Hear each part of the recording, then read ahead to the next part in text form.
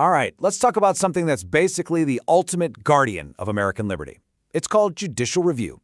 And I know it sounds like some dry, dusty legal term, but trust me, it's not.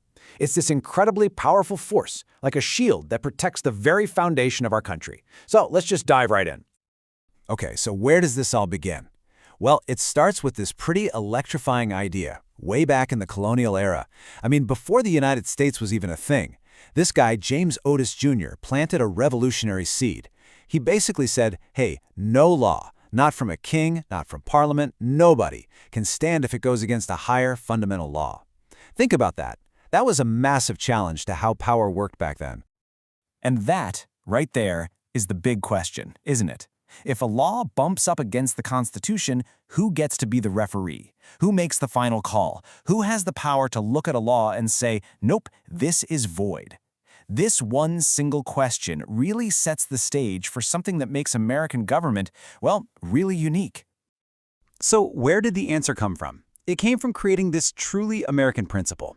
It's a power that wasn't given to the people writing the laws or to the president, but to the courts.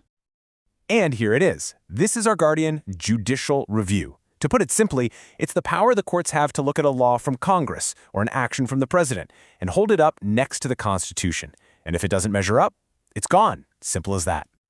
But here's the crazy part. This power, it's not actually written out in the Constitution. The Supreme Court itself, led by the incredibly smart and politically savvy Chief Justice John Marshall, basically claimed this power for themselves. They did it in this huge landmark case in 1803, Marbury v. Madison, and with that one move, the court carved out its spot as a true, co-equal branch of government.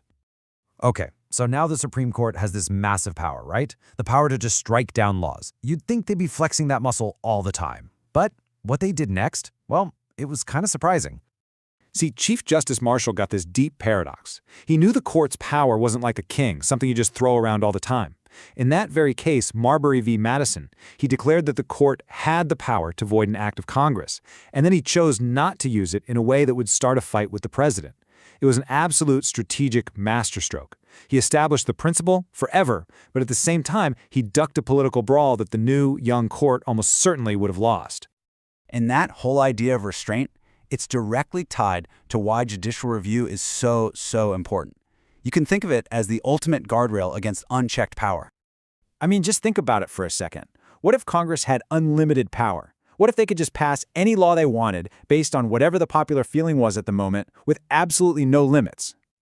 Or what about this? What if a president was totally above the law? If they could act without any constitutional rules, just believing their power was absolute? And what if the states could just decide to ignore your basic rights, the ones guaranteed in the Constitution? The whole system, our entire structure of liberty, it could just fall apart. See, this is exactly why judicial review is the ultimate backstop. It's the one thing that makes sure those scary what-if scenarios don't actually happen. It ensures that the long-term principles of the Constitution win out over the short-term, passionate whims of politics. All right, so that's the theory, right? But let's get into some real-world examples. Let's see how this guardian has actually flexed its muscles throughout history to protect real people and their rights. Okay, check out this timeline. We've got 1943, West Virginia v. Barnett. In that one, the court stepped in to protect a student's right of conscience. It struck down a law that was forcing kids to salute the flag, even if it was against their beliefs.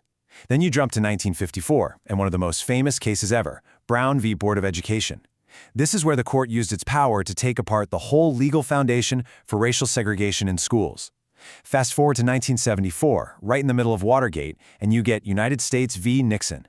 This case made it crystal clear that nobody, not even the president, is above the law. In every single one of these cases, the court was playing that guardian role, standing by that core idea.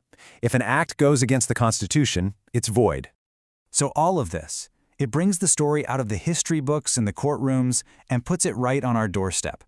Because getting a handle on this principle, it's not just for lawyers or for a history test. It's a fundamental part of our job as citizens. I mean, it really boils down to this. How are you supposed to defend your rights if you don't even know what they are? How can we possibly take care of this incredible system of freedom if we don't know the first thing about the Constitution that protects it? That responsibility, it's on every single one of us. So what does that actually look like in practice? Well, step one, understand our rights. Step 2, know the Constitution's limits on power. That means knowing what the government can do and, just as important, what it can't do. And Step 3, model respect for lawful authority in our own communities. That's how you build trust. That's how we make sure liberty is still around for the next generation. It's a pretty incredible journey when you think about it. It starts with a colonial lawyer, James Otis Jr., who lights this tiny philosophical spark.